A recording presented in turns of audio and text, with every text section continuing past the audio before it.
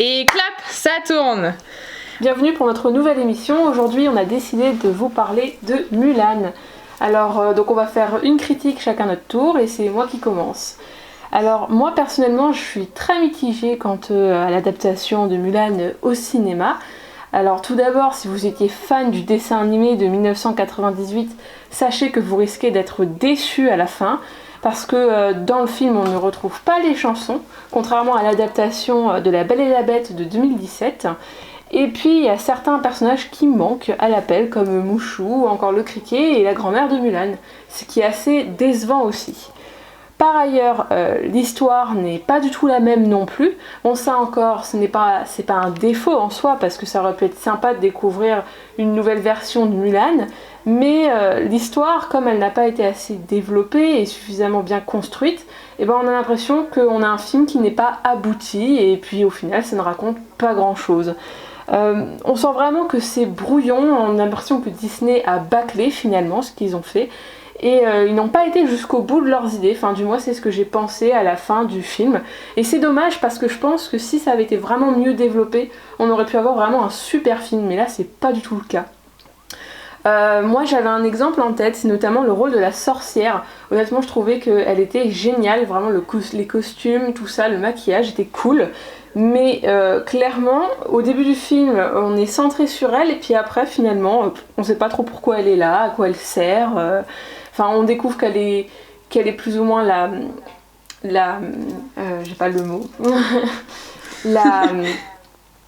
La boniche un peu, enfin non, est-ce qu'il y aurait pas un mot plus joli quand même? Wow, tu peux dire boniche. Hein. L'esclave du méchant du film, mais enfin, on découvre même pas pourquoi est-ce qu'elle est son esclave, enfin vraiment, là aussi c'est bâclé vraiment jusqu'au bout, et même Mulan finalement, c'est un peu, moi je trouve qu'elle s'est éclatée. Et aussi, il y a quelque chose qui m'a énervée, c'est la question féministe dans le film. Je trouve qu'elle est absolument tirée par les cheveux. C'est-à-dire qu'à la base, on aurait pu vraiment avoir un bon truc féministe, mais c'est pas du tout le cas. Ils insistent tellement au cours du film là-dessus que si vous n'avez pas compris que Disney avait pour objectif de faire un film féministe à la fin, je sais pas, c'est qu'il y a un souci si vous l'avez pas compris. Donc vraiment moi je trouve que c'était trop appuyé, enfin c'était trop dans les paroles, dans les propos échangés entre les acteurs, je trouve que c'était vraiment trop. On voit que c'est qu'une question de marketing finalement, histoire de faire le buzz là-dessus. Donc par rapport au Disney de base, enfin le dessin animé, je trouve que finalement celui-là était beaucoup plus féministe. Parce que même si on était moins centré là-dessus, et je trouve que finalement le message qu'il faisait passer était clairement plus féministe que celui qui est diffusé dans le film. Et ensuite, une dernière critique, c'est que je trouvais qu'il était beaucoup trop long le film. Enfin, il y a des scènes d'action à répétition, et ça souligne un côté blockbuster un peu lourd. Enfin, vraiment, il y a des moments où j'ai pas trop aimé là-dessus, ça m'a un petit peu gavé. Et pour ce qui est des points positifs, j'en ai pas beaucoup malheureusement. J'en ai quand même relevé quelques-uns, notamment déjà au niveau de l'aspect esthétique du film. Il est vraiment très beau. On a des couleurs tout au long du film, c'est assez joli. Le phénix est bien fait.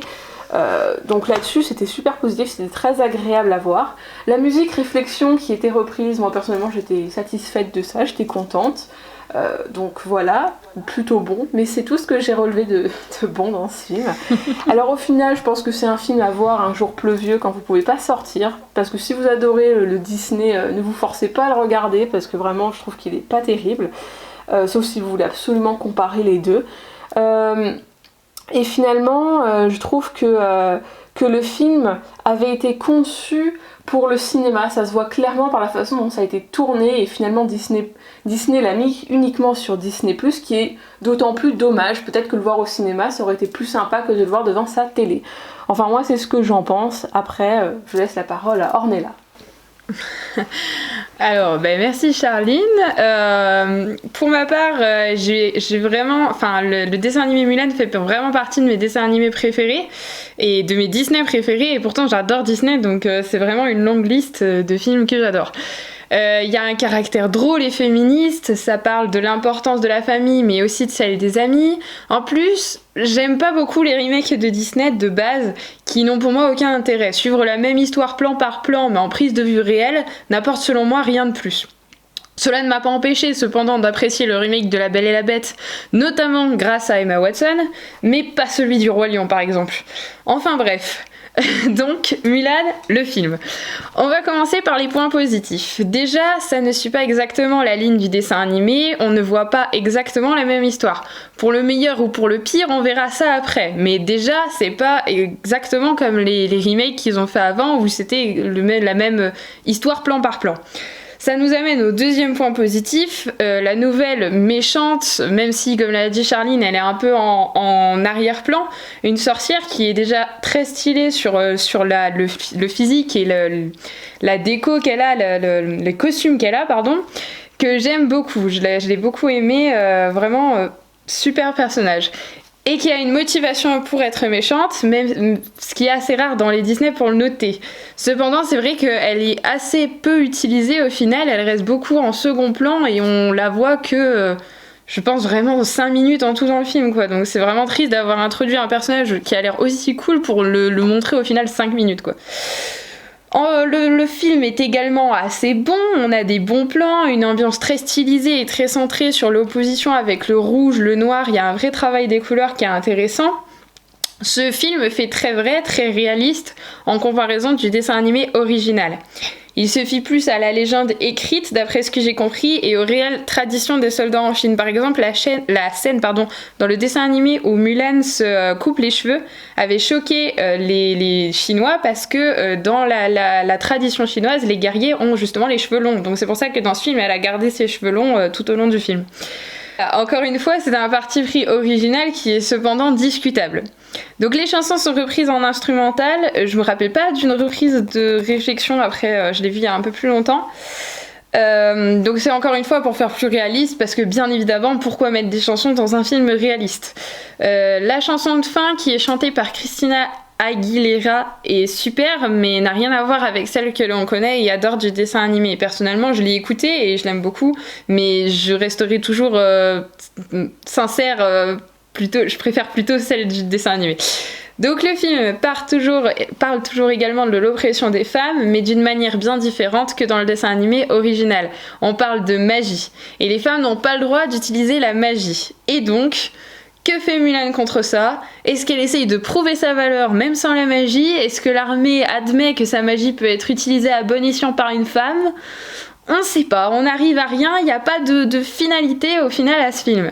Pour moi, c'est ça le problème principal, c'est que dans le dessin animé, Mulan se bat pour son père et prouve sa valeur par l'entraînement. C'est le message féministe, une femme est tout aussi compétente qu'un homme si elle s'entraîne autant qu'eux.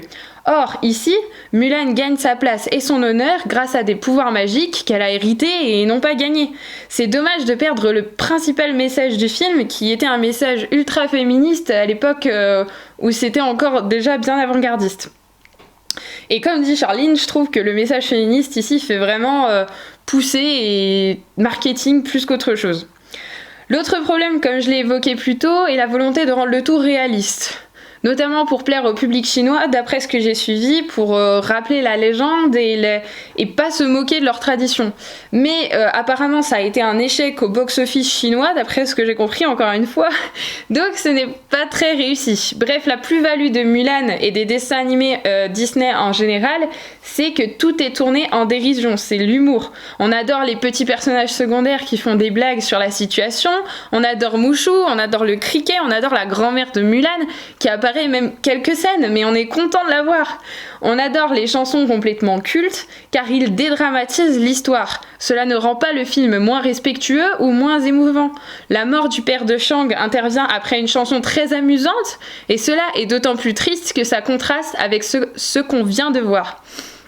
Cette dernière chanson, d'ailleurs, est très importante dans le récit car elle montre la profonde misogynie des soldats de l'armée chinoise, ce qui est au final moins développé dans le film, enfin surdéveloppé plutôt, c'est l'inverse, on en entend toujours parler, ils parlent que des femmes dans leur dialogue et je trouve que c'était beaucoup plus subtil dans le dessin animé de base.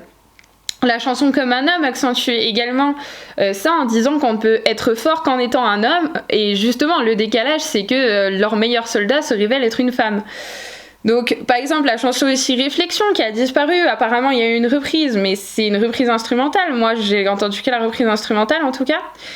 Parle de la difficulté de se définir en tant que soi-même dans une société trop fermée d'esprit. Ce sont des chansons essentielles qui passent à la trappe pour le réalisme du film. Mulan se prend trop au sérieux, on ne veut pas voir un film de guerre comme les films de guerre chinois qu'on a déjà vus, on veut voir Mulan et ses acolytes qui s'adorent, qui sont drôles et oui, qui se battent, mais c'est quelque chose de minime dans le dessin animé et là on a vraiment l'impression de voir un film de guerre, quoi. Il y a des batailles toutes les 5 minutes. On veut voir Mushu et pas un vieux phénix imaginaire en papier mâché. Je suis désolée Charline, mais moi je l'ai trouvé extrêmement moche ce phénix. On veut voir Yao, Ling et Shanpo et pas un soldat seul avec aucune émotion. On veut voir l'histoire d'amour ambiguë et drôle de Shang et Mulan et pas une fausse amourette non conclue avec son seul ami dans les soldats. Enfin bref, le film est beau, change du film originel pour le rendre plus mature, propose un nouveau message et des nouveaux personnages. C'est une bonne chose qui change des autres remakes, mais le foirage total de cette stratégie va amener Disney à revenir au film copier-coller. C'est ça qui est triste, c'est que l'originalité ici ne met pas en valeur le film. Mulan a de bonnes qualités, mais se prend trop au sérieux pour un Disney. On reviendra très vite au dessin animé, bien mieux sur la présentation de ses thèmes et de son message. Voilà pour moi. Et alors moi je voulais dire juste que dans le podcast, justement, j'ai bien dit la musique et pas la chanson.